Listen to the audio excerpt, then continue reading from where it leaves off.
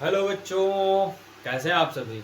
आशा करते हैं आप सब एकदम स्वस्थ होंगे, मस्त होंगे और अपनी अपनी पढ़ाई में व्यस्त होंगे।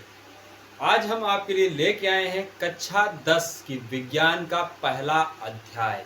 एक नई शुरुआत, एक नए जोश के साथ और एक नई उम्मीद के साथ हम आपके साथ जुड़ चुके हैं।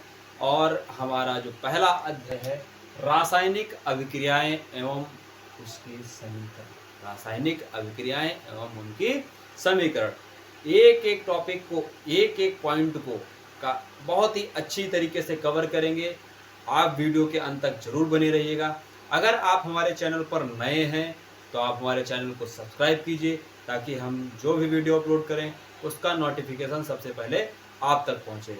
आपको हमारे चैनल पर यूपी बोर्ड और बिहार बोर्ड या फिर एमपी बोर्ड, झारखंड बोर्ड, कोई सा भी बोर्ड हो, आप या कहीं से भी आप हमारा वीडियो देख रहे हैं तो आप हमारी वीडियो को देख सकते हैं।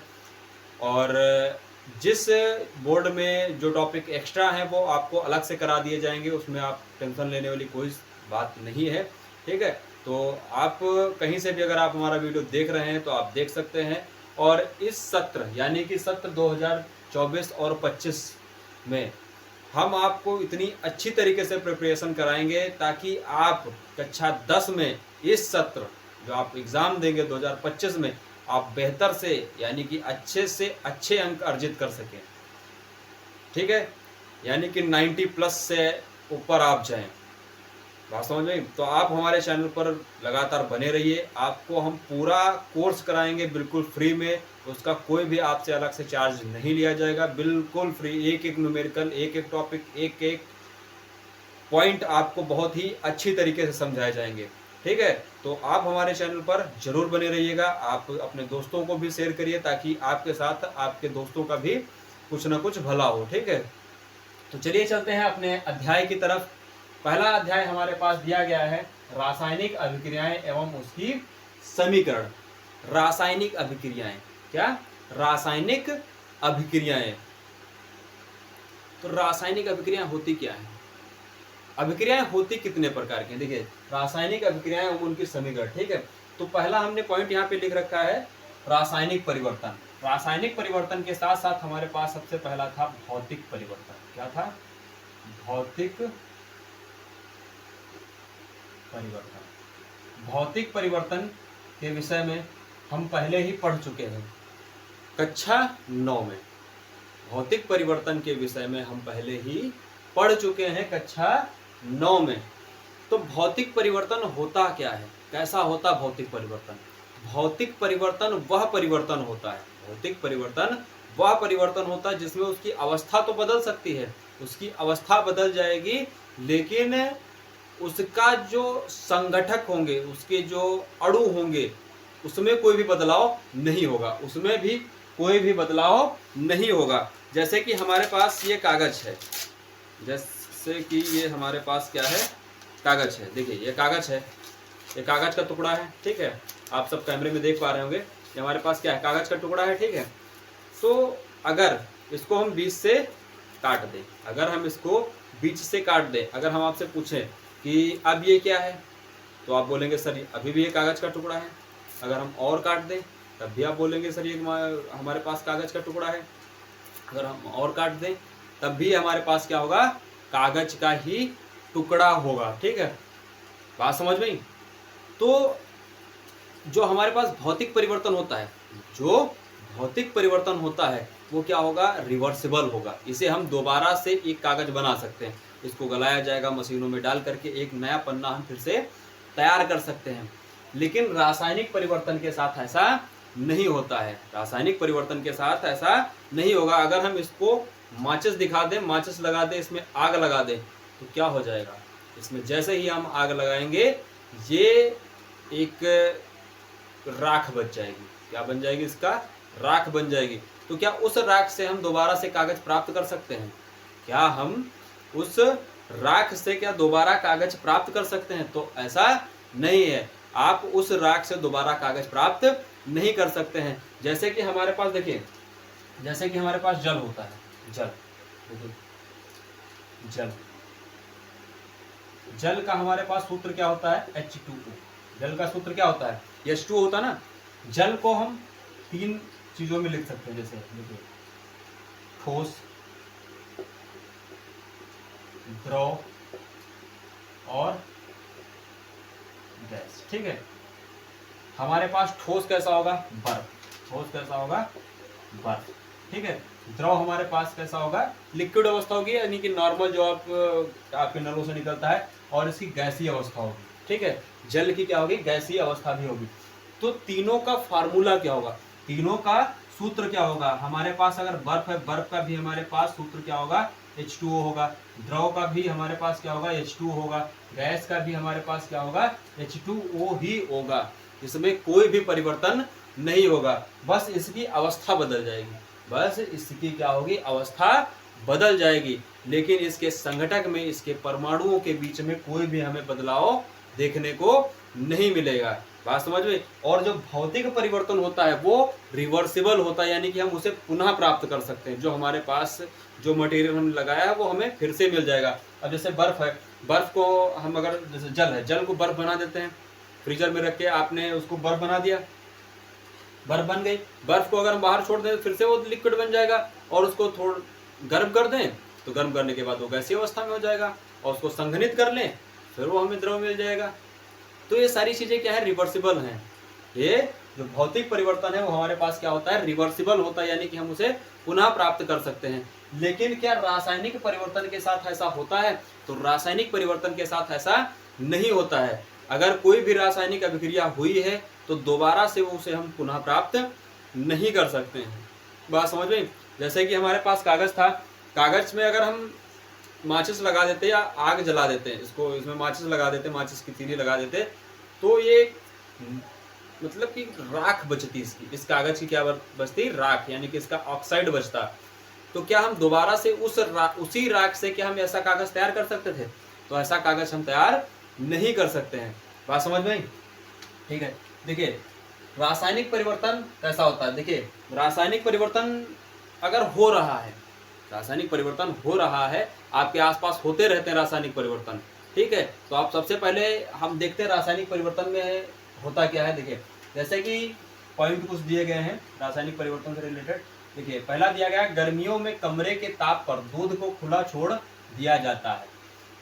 गर्मियों में कमरे के तापमान पर दूध को खुला छोड़ दिया जाता है, तो दूध क्या होता है, दूध हमारा फट जाएगा, दूध हमारा क्या हो जाएगा, फट जाएगा, यानी कि वेस्ट हो जाएगा। गांव से अगर आप हैं तो दूध फटना आप जानते होंगे, बाकी ऐसा शहर में भी होंगे तब भी वहां पे भी दूध फटता होगा। ऐसा थोड़ी ना कि गांव में ही दूध फटेगा, हर जगह दूध फटेगा, समझ रहे।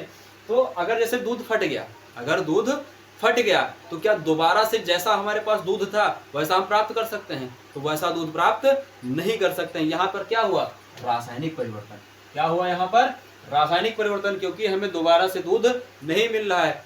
बात समझ में, दोबारा से हमें वैसा दूध नहीं मिल रहा है, यानी कि रिवर्सिबल नहीं है, पुनः प्राप्त नहीं कर सकते हैं। तो कैसा है रासायनिक परिवर्तन, लोहे का तवा, तसला, कील को आर्द्र वायुमंडल में खुला छोड़ दिया जाता है। तो क्या हो जाता है, जब हम इस लोहे के बर्तन को, यानी कि जैसे कि आपके यहाँ लोहे का फावड़ा है या फिर तसला है, आप अगर आर्द्र वायुमंडल में से ऐसे ही खुला छोड़ दें तो क्या होगा, धीरे धीरे उस पर नमी आएगी, नमी के साथ साथ तो वो संचारित होने लगेगी। क्या होने लगेगा, संचारित होने लगेगी, यानी कि जंग लग जाएगी।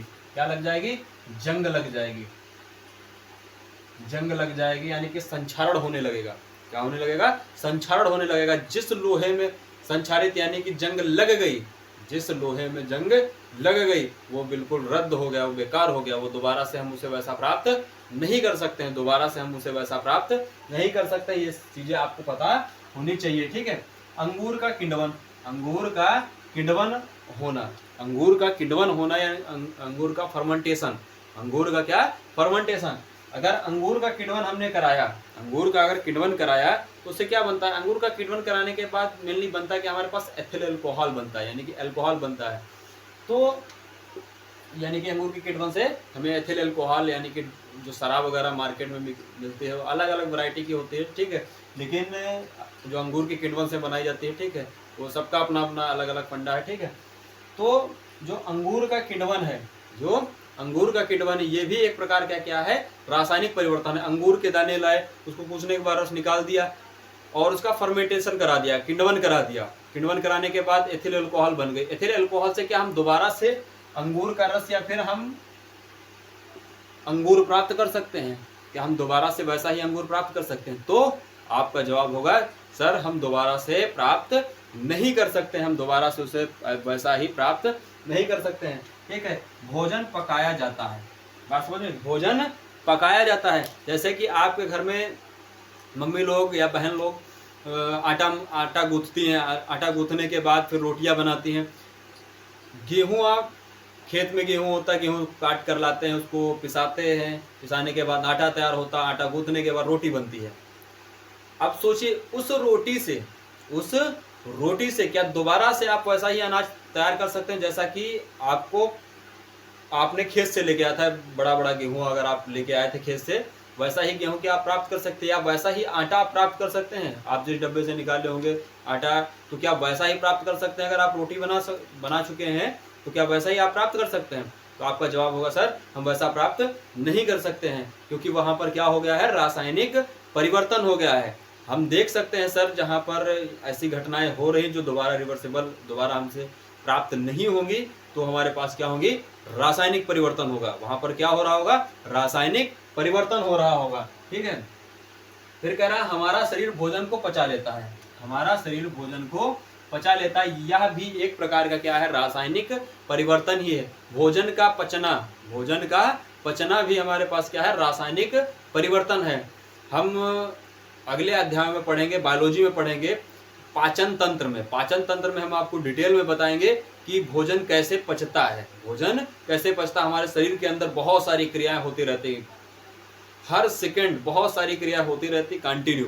ठीक है, हम सांस लेते हैं, जो हम श्वसन कर रहे हैं, सांस को अंदर खींच रहे हैं फिर बाहर छोड़ रहे हैं, यह भी एक प्रकार का क्या है, रासायनिक परिवर्तन है। यह भी हमारे पास क्या है, एक प्रकार का रासायनिक परिवर्तन है। बात समझ में, यहां तक सभी को समझ में आया? ठीक है, तो आप इसे फटाफट नोट करिए, फिर हम आगे बढ़ते हैं। अब आप यहाँ पे ये सोच रहे होंगे कि वास्तविक में रासायनिक परिवर्तन है क्या, वास्तविक में रासायनिक परिवर्तन है क्या, कैसे इसको समझा जाए? तो हम एक क्रियाकलाप के द्वारा इसको समझने का प्रयास करते हैं। बात समझ में, एक क्रियाकलाप के द्वारा हम इसको समझने का क्या करते हैं, प्रयास करते हैं। क्रियाकलाप हमारे एनसीईआरटी बुक में दिया गया है, क्रियाकलाप। ठीक है, पहला क्रियाकलाप दिया गया, पहले अध्याय का क्रियाकलाप हमारे पास एक दिया गया। ठीक है, हमसे कह क्या रहा है, हमसे कह रहा है एक मैग्नीशियम की रिबन पेपर को लीजिए। एक मैग्नीशियम का क्या लेना है, हमें रिबन पेपर लेना है, यानी कि पतली स्टिक जैसा होता है, ऐसे मैग्नीशियम का रिबन पेपर लेना है। ठीक है, और इसको पकड़ने वाला के लिए एक लैब के अंदर चिमटी आती है, चिमटी से पकड़ सकते हैं। ठीक है, और एक बर्नर की आवश्यकता पड़ेगी। ठीक है, तो ये जो हमारे पास मैग्नीशियम का रिबन पेपर है, अगर हम इसको स्प्रिट लैंप से जलाने का प्रयास करें, अगर जलाने का प्रयास करें तो क्या है, जलेगी? तो ये अभी आसानी से नहीं जलेगी, क्योंकि एनसीईआरटी बुक ने दिया है कि हम मैग्नीशियम के रिबन पेपर को जलाने से पहले साइन पेपर से साफ किया जाता है, यानी कि इसको रगड़ करके इसको क्या किया जाता है, साफ करेंगे, बिल्कुल चमका देंगे, लपालप कर देंगे। ठीक है, तब हम इसमें स्प्रिट लैंप से जलाने का प्रयास करेंगे, तो ये हमारे पास क्या होगा, मैग्नीशियम का रिबन पेपर जलेगा। मैग्नीशियम का जब रिबन पेपर जब जलेगा तो वहां पे आपको क्या देखने को मिलेगा, समझिए। देखिए, जैसे कि हमारे पास क्या है, मैग्नीशियम है,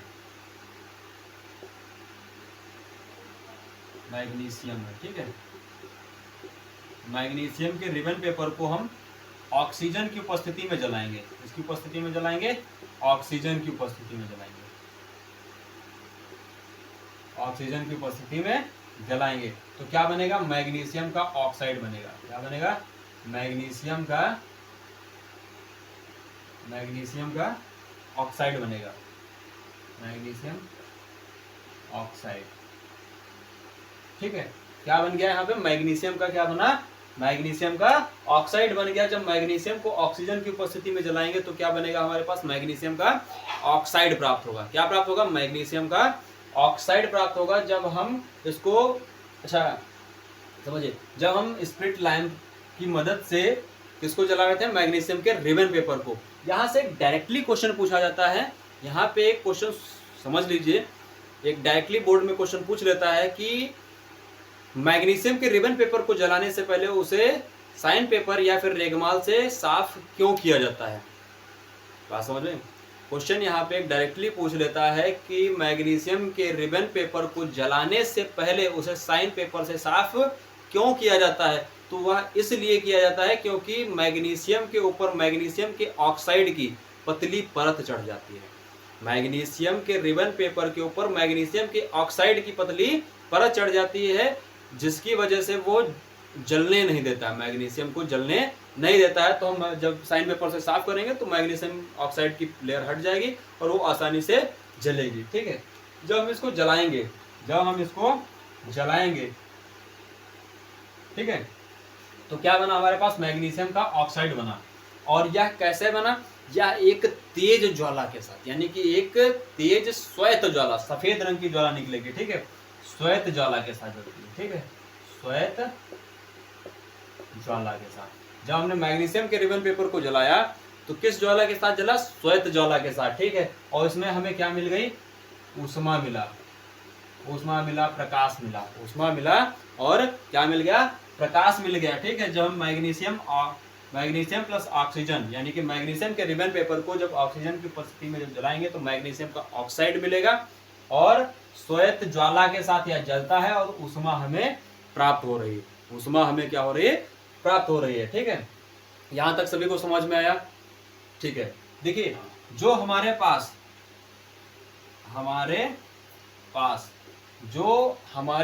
हमारे हाथ से राइट हैंड साइड होता है RHS, यहाँ पे हमारे पास क्या होगा, उत्पाद। क्या होगा, उत्पाद होगा।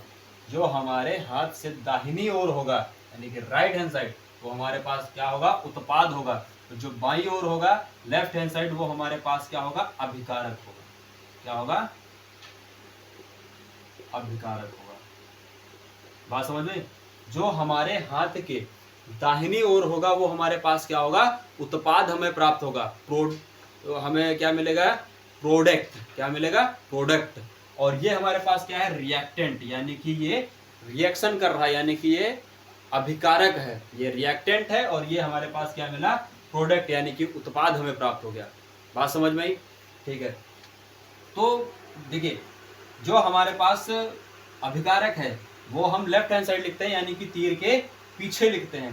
तीर के क्या लिखते हैं, पीछे साइड लिखते हैं। अभिकारक को तीर के क्या लिखा जाता है, पीछे लिखा जाता है। और धनात्मक चिन्ह लगाया जाता है बीच में, यानी कि ये आपस में मिल रहे हैं तो धनात्मक चिन्ह के द्वारा दर्शाया जाता है। और यहाँ पर भी अगर एक से ज्यादा उत्पाद बनना, तब भी हम यहाँ पे धनात्मक चिन्ह बना करके लिख सकते हैं। क्या कर सकते हैं, धनात्मक चिन्ह बना करके हम आगे बढ़ा सकते हैं। प्रोडक्ट एक या दो, मतलब 2 या 2 से अधिक भी हो सकता है। ये कोई जरूरी नहीं कि 1 होगा 2 होगा, 2 या 2 से अधिक भी हो सकता है। बात समझ में। ठीक है, तो जो हमारे पास यहाँ पे मतलब लेफ्ट साइड क्या होगा, अभिकारक होगा, और राइट साइड हमारे पास क्या प्राप्त होगा, हमें उत्पाद प्राप्त होगा। और यह तीर किस चीज को दर्शा रहा है, यह तीर किस चीज को दर्शा रहा है, यानी कि ये अभिक्रिया की दिशा को दर्शा रहा है। यानी कि मैग्नीशियम और ऑक्सीजन क्या बना रहा, मैग्नीशियम का ऑक्साइड बना रहा। ठीक, अगर ऐसा तीर आप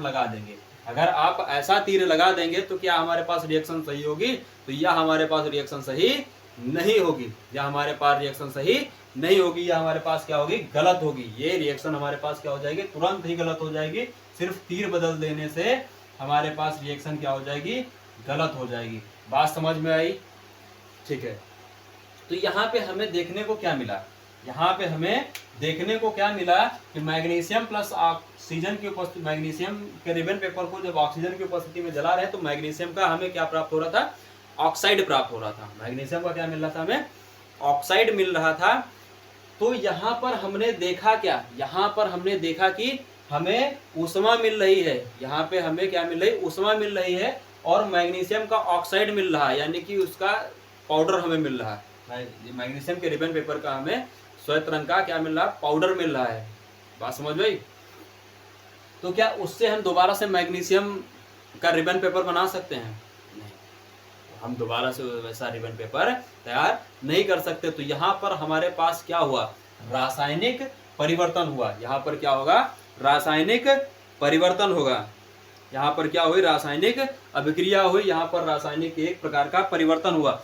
और आपकी किताब में एक और क्रियाकलाप 1.2 और 1.3 भी दिया गया है, तो आप इसे नोट करिए। फिर हम क्रियाकलाप अगला देखते हैं 1.2। ठीक है, अब हम क्रियाकलाप 1.2 देख लेते हैं। क्रियाकलाप 1.2 दिया गया हमारे पास, कह रहा है कि एक परख नली में लेड नाइट्रेट का घोल लीजिए। एक परख नली लेना है। देखिए हमारे पास एक परख नली में हमने क्या ले लिया है, लेड नाइट्रेट PbNO3 का होल ट्वाइस।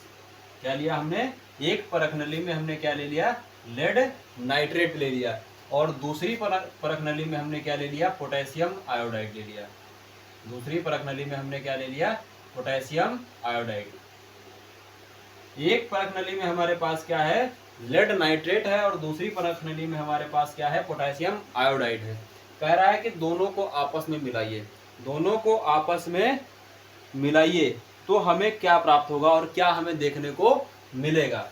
तो देखिए यहाँ पर सपोज दैट हमारे पास क्या होंगे, लेड नाइट्रेट। लेड नाइट्रेट के हमारे पास क्या होंगे, जलीय एक्वस सॉल्यूशन होगा, यानी कि पानी मिलाने पर ये हमारे पास क्या होगा, द्रव अवस्था में होगा। क्या होगा, द्रव अवस्था में होगा, यानी कि लिक्विड स्टेट में, यानी कि जैसा आपके पास पानी होता है, जो आपके घरों में नॉर्मल पानी आप पीते हैं, वैसा इसका कलर आपको दिखाई देगा। बिल्कुल वैसा ही कलर आपको दिखाई देगा। ठीक है, पोटेशियम आयोडाइड का भी कलर बिल्कुल सेम जल के जैसा होता है। ठीक है, यानी कि दोनों ही क्या होंगे, रंगहीन होंगे। दोनों ही हमारे पास क्या होंगे, रंगहीन।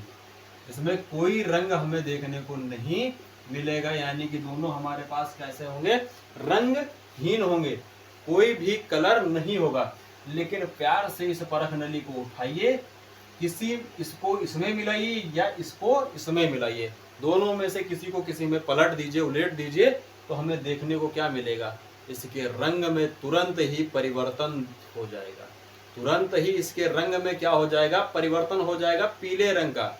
पीले रंग का अवक्षेप आपको प्राप्त हो जाएगा। पीले रंग का क्या प्राप्त हो जाएगा, अवक्षेप प्राप्त हो जाएगा। रासायनिक समीकरण आप देख लीजिए, लेड नाइट्रेट PbNO3 का whole twice plus 2Ki potassium iodide. तो यहाँ पे क्या बन जाएगा, यहाँ पर क्या बन जाएगा, तो यहाँ पर हमारे बन जाएगा पोटेशियम नाइट्रेट और लेड आयोडाइड।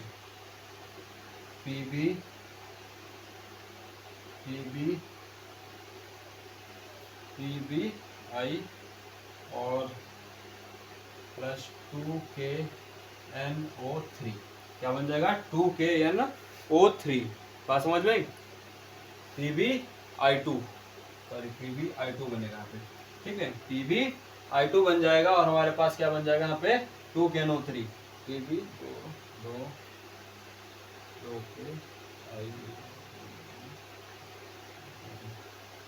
ठीक है, बात समझ में? यहाँ तक क्लियर सभी को?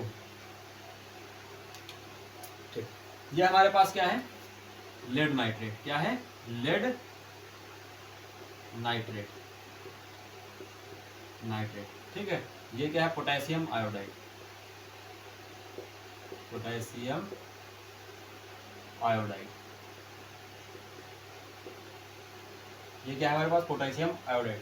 और यहाँ पे हमारे पास क्या प्राप्त हुआ, लेड आयोडाइड। Lead iodide. ठीक है, यहाँ पर लेड आयोडाइड प्राप्त हुआ। ये हमारे पास क्या होगा, पीले रंग का अवक्षेप होगा। ठीक है, क्या होगा, पीले रंग का अवक्षेप।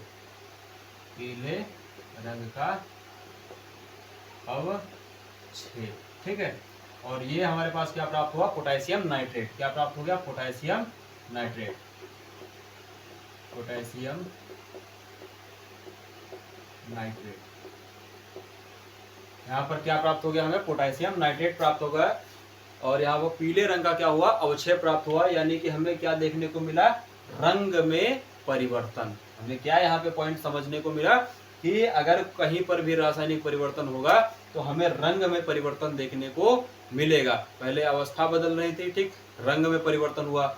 और इसी प्रकार एक क्रियाकलाप और दिया गया है, क्रियाकलाप 1.3, ठीक है। तो आई होप ये आपको समझ में आया होगा, ठीक है। अगर आपको समझ में आया है तो आप इसे नोट कर लीजिए। अगर आपको कोई भी दिक्कत है, जरा सी भी दिक्कत है, तो आप हमारे वीडियो के कमेंट सेक्शन में कमेंट करिए। हम आपको बेहतर से बेहतर जानकारी देने का प्रयास करेंगे। आपके लिए नया वीडियो बना दिया जाएगा, कोई दिक्कत वाली बात नहीं। बस आप मेहनत करिए, ठीक है, और अच्छे से अच्छे अंक अर्जित करिए, ठीक है।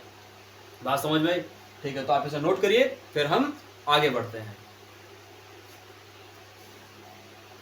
अब हम आगे देख लेते हैं क्रियाकलाप 1.3।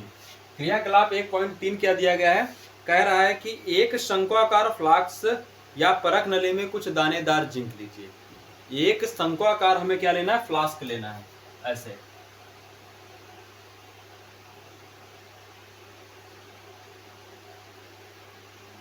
एक शंक्वाकार आपको क्या लेना है, फ्लास्क लेना है, और उसके अंदर हमें क्या ले लेना है, दानेदार जिंक ले लेना है। ये दानेदार हमारे पास क्या हो गई, जिंक हो गई, दानेदार जिंक। जिंक यहाँ पे दानेदार जिंक, दानेदार जिंक। दानेदार जिंक का अर्थ क्या है, यानी कि ठोस होगा। दानेदार जिंक का क्या अर्थ है, ठोस होगा। ड्राइंग पे आप समझ लीजिए, ड्राइंग हमारी कोई बहुत अच्छी नहीं, बहुत ही खराब ड्राइंग बनती है, ठीक है। तो ऐसा आप एडजस्ट कर लीजिए, लेकिन आप अच्छी ड्राइंग बनाइए। जो भी चित्र आपको आते हैं वो अच्छी तरीके से ड्रॉ करिए। पेंसिल रबड़ प्रकार आपके पास होगा, वहाँ से आप बढ़िया से बढ़िया चित्र बनाइए, ठीक है। अच्छे से अच्छा चित्र बनाने का क्या करिए, प्रयास करिए, ठीक है। फिर आगे दिया गया है, इसमें तनु HCl या फिर सल्फ्यूरिक अम्ल मिलाइए। जिसमें हमें क्या डालना है, तनु सल्फ्यूरिक अम्ल लगाना है, डालना है। तो यहाँ पर हमने क्या डाल दिया, सल्फ्यूरिक अम्ल, H2SO4, ऐसा है तनु H2SO4 यानी कि सल्फ्यूरिक अम्ल हमने डाल दिया, ठीक है। जैसे ही डाला उसके ऊपर हमने क्या लगा दिया, एक ढक्कन लगा करके इसको बंद कर देंगे। इसको एक ढक्कन लगा करके, यानी कि एक कार्क लगा करके, एक कार्क लगा करके हम क्या कर देंगे, इसको बंद कर देंगे। और इसमें क्या करेंगे, एक डाल देंगे ताकि हमें पता चले कि बाहर कुछ निकल भी रहा है या नहीं निकल रहा है, ठीक है। बाहर हमें कुछ निकलता हुआ नजर भी आ रहा है या नहीं निकल रहा है, ठीक है। और ये हमारे पास क्या है, कांच की नली। ये क्या है, कांच की नली, कांच की नली, ठीक है। यहाँ पे क्या है, कांच की नली। तो दानेदार जिंक के ऊपर जब हम सल्फ्यूरिक अम्ल डालेंगे, जब दानेदार जिंक के ऊपर हम जब सल्फ्यूरिक अम्ल डालेंगे तो हम क्या देखेंगे, हम देखेंगे कि जो सल्फ्यूरिक अम्ल है वो जिंक के साथ अभिक्रिया करके क्या दे रहा है, हाइड्रोजन गैस दे रहा है। ये सल्फ्यूरिक अम्ल के साथ अभिक्रिया करके क्या दे रहा है, हाइड्रोजन गैस दे रहा है। समीकरण को समझिए, देखिए क्या कह रहा है, दानेदार जिंक, यानी कि जिंक हमारे पास क्या होगा, ठोस होगा। जिंक हमारे पास क्या होगा, ठोस होगा। प्लस दूसरा हमारे पास क्या होगा, सल्फ्यूरिक अम्ल H2SO4, ठीक है, H2SO4।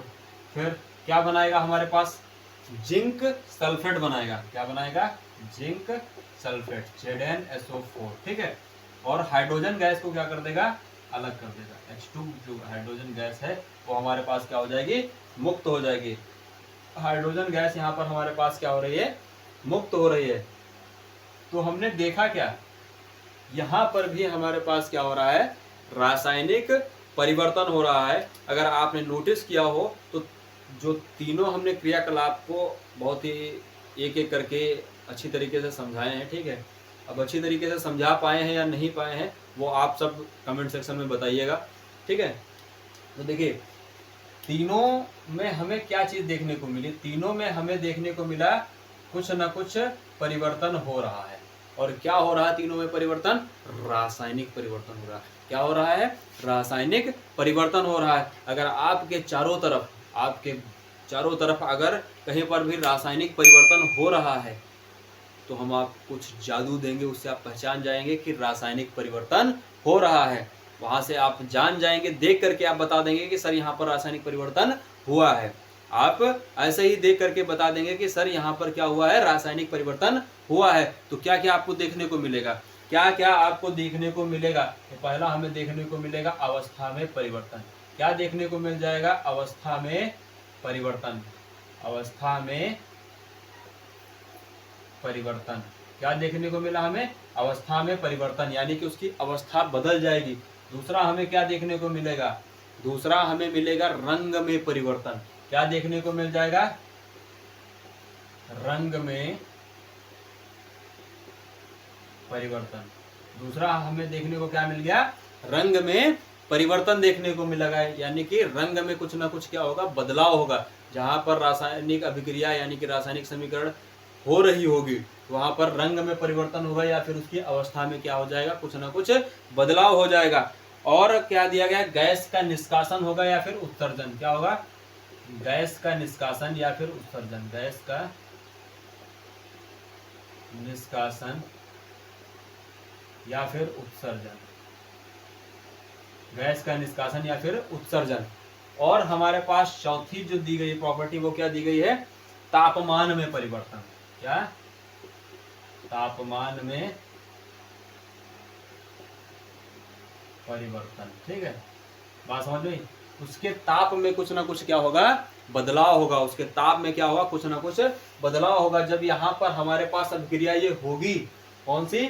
जब सल्फ्यूरिक अम्ल दानेदार जिंक के साथ अभिक्रिया करेगा तो इसका ताप भी बढ़ेगा। जब हम ये जो फ्लास्क दिया गया है, ठीक है, कोनिकल फ्लास्क जो हमारे पास दिया गया है, यानी कि शंक्वाकार जो फ्लास्क दिया गया है, जब इसके अंदर यह अभिक्रिया हो रही होगी तो हम इसको अगर बाहर से टच कर मतलब छू करके देखेंगे, ठीक है। हालांकि देखिए, अगर आप लैब के अंदर जाते हैं तो आप जो लैब के अंदर बहुत ही सावधानी के साथ जाइएगा, ठीक है। और आपके जो अध्यापक हैं उनकी परमिशन से ही आप किसी भी पदार्थ को टच करिए, क्योंकि पता नहीं कौन सा पदार्थ आपके लिए घातक सिद्ध हो सके, ठीक है। तो ऐसे किसी भी चीज़ को आप टच मत करिएगा, ठीक है, जब तक आपके सर आपके साथ ना हो, ठीक है। तो समझिए, जो हम, क्योंकि ये जो H2SO4 है बहुत ही खतरनाक चीज़ है, बहुत ही खतरनाक चीज़ है। वो अगर आपका तनु है तो ठीक है, लेकिन तनु भी खराब है, अगर आपके स्किन पे गिर जाए तो वो स्किन को जला देगा। स्किन को क्या कर देगा? जला देगा। बात समझ में? ठीक है। तो अगर कहीं पर भी रासायनिक परिवर्तन होगा तो ये चीजें हमें देखने को मिलेंगी, ठीक है। और ये फ्लास्क हमारे पास क्या हो जाएगा, इस बाहर से टच करेंगे तो हमें इसमें तापमान में कुछ ना कुछ परिवर्तन देखने को मिल रहा है, यानी कि इसका ताप बढ़ रहा है, इसका ताप बढ़ रहा है। बात समझ में? जब टच करेंगे तो कुछ ताप में परिवर्तन हमें देखने को मिलेगा। अगर कहीं पर भी रासायनिक परिवर्तन है, अगर आपको इनमें से कोई भी चीज देखने को मिल रही तो आप डायरेक्ट आंख बंद करके बोल देना, सर यहाँ पर रासायनिक परिवर्तन हुआ है, यहाँ पर रासायनिक परिवर्तन हुआ है। क्या क्या? अवस्था में परिवर्तन। क्या? अवस्था में परिवर्तन, यानी कि उसकी अवस्था में कुछ ना कुछ परिवर्तन होगा। रंग में परिवर्तन, यानी कि जब रासायनिक अभिक्रिया होगी, जब कहीं पर भी रासायनिक अभिक्रिया होगी तो रंग में हमें क्या देखने को मिलेगा? परिवर्तन होगा। रंग में क्या होगा? परिवर्तन होगा। अगर कहीं पर भी रासायनिक अभिक्रिया हो रही है तो गैस का निष्कासन होगा या फिर उत्सर्जन होगा। गैस का निष्कासन होगा या फिर उत्सर्जन होगा। अगर कहीं पर रासायनिक अभिक्रिया हो रही है तो तापमान में भी क्या होगा? परिवर्तन होगा। तापमान में भी क्या होगा? हमारे पास परिवर्तन होगा, ठीक है। बात समझ में? अगली जो हमारे पास हेडिंग है वो रासायनिक समीकरण है। अगली हेडिंग हमारे पास क्या दी गई है? रासायनिक समीकरण है। रासायनिक समीकरण को कैसे लिखेंगे? रासायनिक समीकरण को हम कैसे लिखेंगे? फिलहाल आज के लिए इस वीडियो में हम इतना ही रखते हैं, ठीक है, क्योंकि काफ़ी लंबी वीडियो हो रही है और काफ़ी लंबी वीडियो को अगर बनाते हैं, ठीक है, तो आपको भी देखने में दिक्कत होती है। हमारा मानना यह है कि आप थोड़ा पढ़िए, आप थोड़ा पढ़िए, लेकिन बेस्ट पढ़िए, अच्छा पढ़िए, ठीक है। तो थोड़ा थोड़ा पढ़ करके हम अंततः इतनी अच्छी तैयारी करेंगे, हम आपका जो कोर्स है वो दिसंबर से पहले ही हम आपका कोर्स खत्म करा देंगे, ठीक है। हाई स्कूल का जो साइंस का सिलेबस है, साइंस और मैथ इंग्लिश जो भी कोर्स है वो हम आपका कोर्स बिल्कुल क्लियर करा देंगे, ठीक है। और ताकि आपको रिवीजन भी कराया जा सके। आपके लिए वन शॉट वीडियो डाल दिए जाएंगे ताकि आपका क्रैश कोर्स आपका फिर से करा दिया जाए, आपका रिवीजन अच्छी तरीके से कराया जाए, आप ताकि अच्छे अंक अर्जित कर सकें। ठीक है, तो आज के लिए इस वीडियो में इतना ही। अगर आपको हमारी ये वीडियो पसंद आई है तो आप हमारी वीडियो को लाइक कीजिए, चैनल को सब्सक्राइब कीजिए और अपने दोस्तों के साथ शेयर करिए। ठीक है, तो ठीक है, आज के लिए इतना ही। थैंक यू, जय हिंद, गुड नाइट। मिलते हैं आपसे नेक्स्ट वीडियो में एक नई शुरुआत के साथ, एक नए अंदाज के साथ। मिलते हैं आपके साथ नेक्स्ट लेक्चर में। ठीक है, तो आज के लिए इतना ही। Thank you.